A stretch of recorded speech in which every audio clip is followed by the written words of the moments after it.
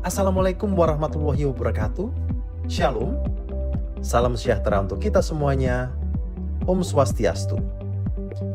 Kami dari kelompok 1 penugasan mata kuliah Teknologi Informasi Kepolisian, Program Magister Ilmu Kepolisian, Sekolah Tinggi Ilmu Kepolisian, PTIK, yang terdiri dari mahasiswa Handoko, mahasiswa Hendra Krisna, mahasiswa Muhammad Firdaus, mahasiswa Muhammad Maulana, dan mahasiswa Krisna Aji akan mencoba berbagi pengetahuan mengenai bagaimana pengaplikasian mesin learning di bidang lalu lintas, khususnya pada kejadian laka lantas atau kecelakaan lalu lintas, di mana pemodelan yang kami gunakan adalah pemodelan menggunakan Decision Tree.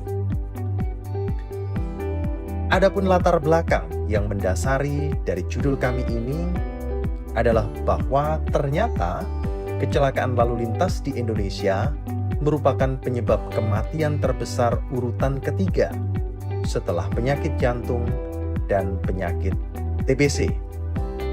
Data itu disampaikan oleh WHO. Adapun angka kecelakaan yang terjadi pada tahun 2022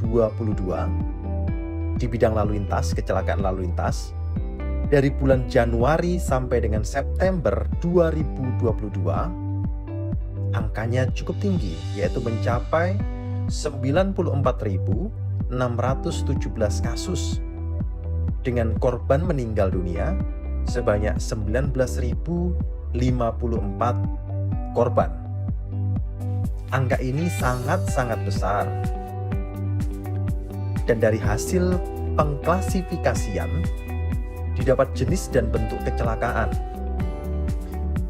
yaitu dapat diklasifikasikan menjadi 5 jenis dan bentuk antara lain. Yang pertama, kecelakaan berdasarkan korbannya. Yang kedua, kecelakaan berdasarkan lokasinya. Kemudian yang ketiga, kecelakaan berdasarkan waktu kejadiannya. Kemudian keempat, kecelakaan berdasarkan posisi kecelakaannya. Dan yang kelima, kecelakaan berdasarkan jumlah kendaraan yang terlibat.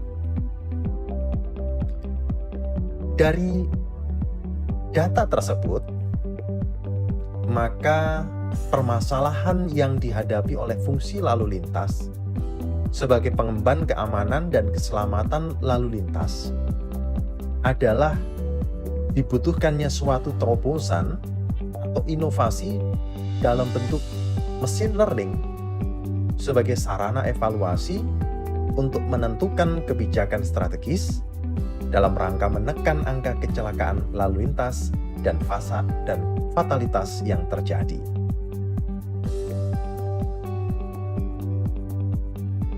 Selanjutnya pada slide ini membahas tentang model development, yaitu pembelajaran mesin otomatis juga disebut sebagai machine learning atau auto machine learning, di mana proses mengotomatiskan tugas berulang yang memakan waktu dari pengembangan model pembelajaran mesin. Ini memungkinkan ilmuwan data, analis, dan pengembang untuk membuat model machine learning dengan skala tinggi, efisiensi, dan produktivitas sambil mempertahankan kualitas model.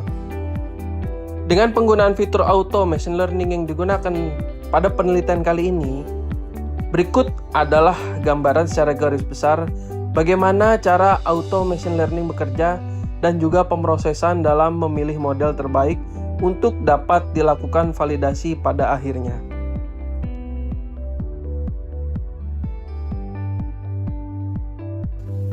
Baiklah, kemudian masuk ke slide berikutnya. Dalam slide ini akan dijelaskan bagaimana alur machine learning itu bekerja. Terlebihnya dahulu kita harus mengisi untuk input data. Input data ini bisa kita peroleh dari data-data yang akan dilakukan penginputan ataupun akan dimasukkan ke machine learning. Isi mesin data sesuai dengan apa yang akan dibuat oleh penginput data tersebut. Data, kemudian target, metrik, dan constraint, waktu ataupun biaya. Dari penginputan data, kemudian akan masuk ke machine learning ini. Di machine learning inilah yang akan mengolah data tersebut.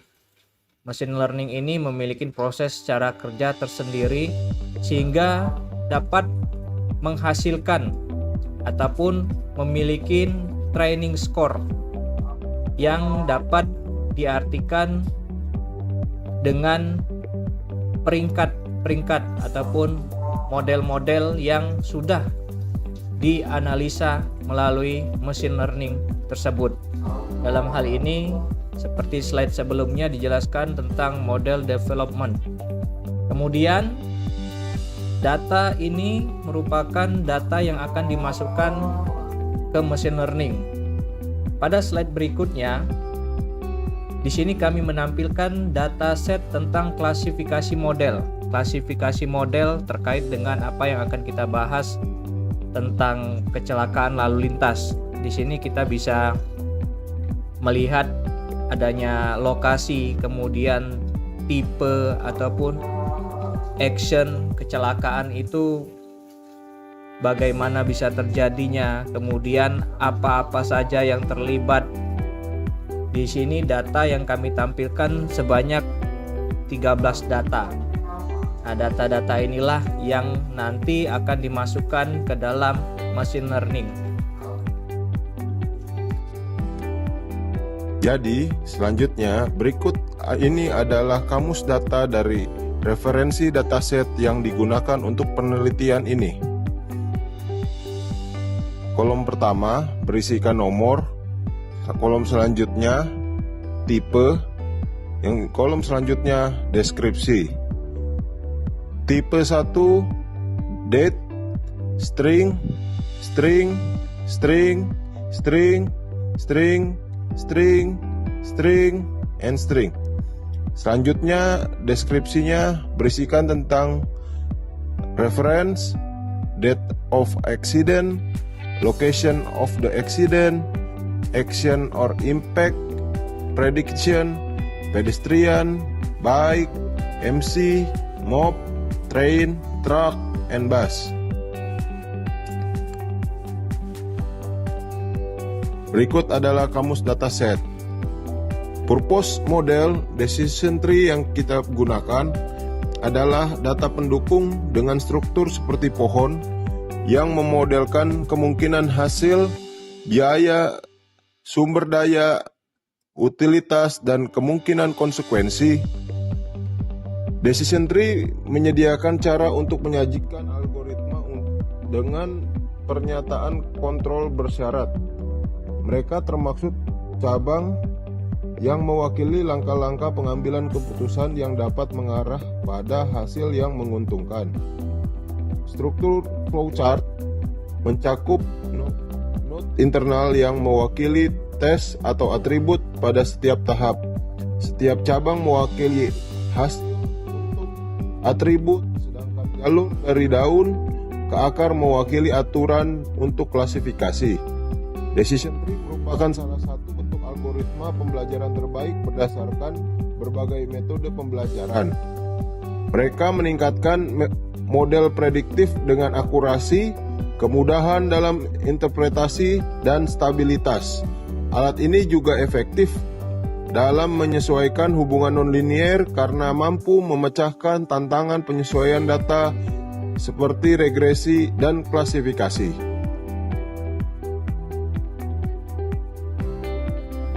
Jadi disebut decision tree atau pohon keputusan karena pilihannya bercabang, membentuk struktur yang terlihat seperti pohon.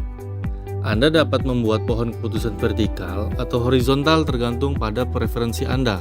Membaca pohon keputusan horizontal dari kiri ke kanan dan pohon keputusan vertikal dari atas ke bawah. Pohon keputusan bekerja paling baik ketika Anda mengikuti aturan diagram alur dasar. Pertama, persegi panjang atau bujur sangkar. Tunjukkan awal pohon tempat Anda menulis pertanyaan. Kemudian, garis mewakili cabang-cabang pohon. Ini semua adalah kemungkinan tindakan. Kemudian yang berikutnya lingkaran, menandakan hasil yang tidak pasti bahwa Anda akan membutuhkan cabang tambahan untuk diklarifikasi. Dan yang terakhir, segitiga. Berikan jawaban yang jelas dan final, mereka juga disebut daun. Berikut dilampirkan model dari decision tree. Root node, kemudian bercabang ke bawah menjadi decision node. Decision node itu juga ada 2, kemudian ada leaf node, kemudian decision node lagi, kemudian bercabang ke bawah lagi leaf node dan leaf node. Dan yang sebelah kanan decision node-nya itu juga bercabang menjadi leaf node dan leaf node. Jadi berikut sudah semua dijelaskan oleh kelompok 1 tentang model decision tree yang mengangkat tentang fungsi lalu lintas. Sekian dan terima kasih. Billahi taufik wal hidayah. Wassalamualaikum warahmatullahi wabarakatuh. Salam.